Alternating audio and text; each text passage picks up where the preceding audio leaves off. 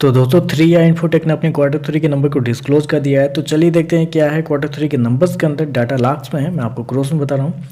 तो देखिए पिछले क्वार्टर में कंपनी ने 177 करोड़ के आसपास का रेवेन्यू जनरेट किया था ऑपरेशन के थ्रू। पिछले साल देखें तो 212 करोड़ के आसपास, जबकि अभी देखें तो गिर के 181 करोड़ कंपनी का जो रेवेन्यू है वो आपको जाता हुआ देखने को मिला है। तो साल दर साल कंपनी के रेवेन्यू के अंदर लगभग बोल सकता है 15% के आसपास की गिरावट आपको देखने को मिले। वहीं अगर क्वार्टरली बेस पे जाते हैं तो क्वार्टरली बेस पे कंपनी के रेवेन्यू के अंदर लगभग 2% के आसपास की तेजी। तो कंपनी का रेवेन्यू देखें तो क्वार्टरली बेस पे हल्का सा बढ़ा है, लेकिन साल दर साल देखें तो एक बड़ी गिरावट भी आपको देखने को मिली है।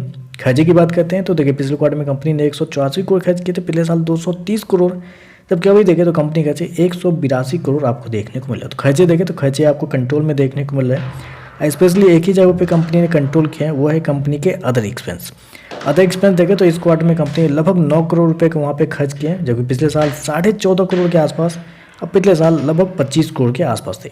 तो अदर एक्सपेंस देखें तो कंपनी का इस क्वार्टर में आपको बहुत कम होता हुआ देखने को मिला है, जिसकी वजह से कंपनी के एक्सपेंस कंट्रोल में देखने को मिल रहे हैं।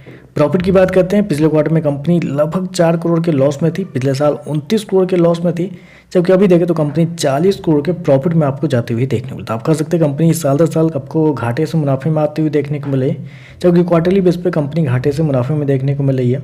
और जहाँ तक मुझे याद है शायद बहुत लंबे समय बाद कंपनी आपको मुनाफे में आते हुए देखने को मिले। हालांकि इस मुनाफे में आने के कुछ रीज़न भी है।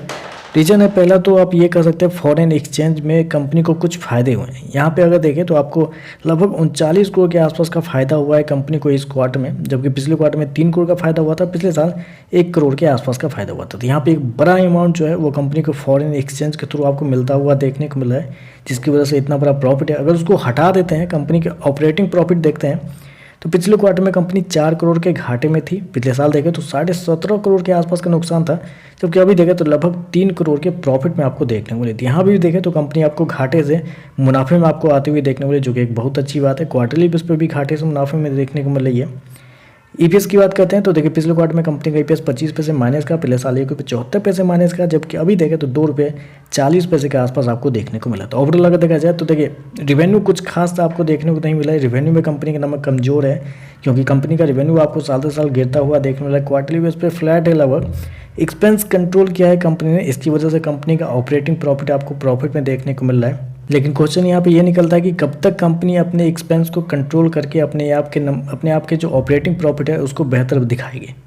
हो सकता है अगले क्वार्टर में फिर से कंपनी के कमजोर नंबर आ जाए, एक्सपेंस ज़्यादा हो जाए और कंपनी फिर से आपको घाटे में जाते हुए देखने हुए। तो ये सर्टेन नहीं है कि कंपनी के नंबर ये जो अभी कंपनी दिए हैं वो आने वाले क्वार्टर में भी देते ही रहेगी, क्योंकि रेवेन्यू की वजह से कंपनी का प्रॉफिट नहीं बढ़ता हुआ देखने को मिला है। एक्सपेंस कंट्रोल करने की वजह से कंपनी का प्रॉफिट बढ़ता हुआ देखने को मिला। तो इस पर हो सकता है कि अगले क्वार्टर में कंपनी के इससे भी बेहतर प्रदर्शन हो या इससे भी खराब प्रदर्शन हो, तो वो देखना पड़ेगा।